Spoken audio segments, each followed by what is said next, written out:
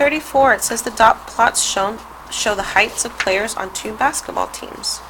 So you have Team A and you have Team B. Which statement is best supported? So we're looking for a true statement. Alright, let's see. The distributions for both teams are approximately symmetrical. Remember, symmetrical means that if you were to draw a line, like they basically mirror each other, and neither one of these looks like a mirror image to me. So negative, not the right answer. G says the median height. So median, median's a pain. So I'm gonna wait on that one. Let me look at answer H.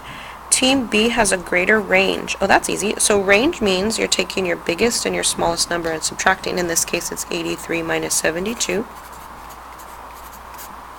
It's 11. So the range for Team A is 11. So I wrote that. And oops, not on that one.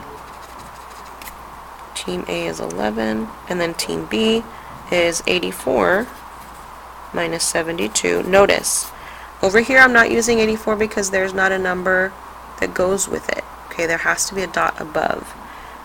And that's 12. So this one says Team B has a greater range than Team A. Isn't 12 greater than 11? Pretty sure I have my answer, guys. This is probably it. I'm going to look at this one and see if it's easy. The mode height. Mode means the most, so in this case it means the tallest, like little tower.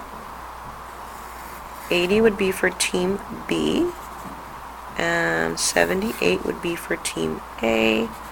It says that 80 is less than 78. That's not true, and I'm not even going to bother.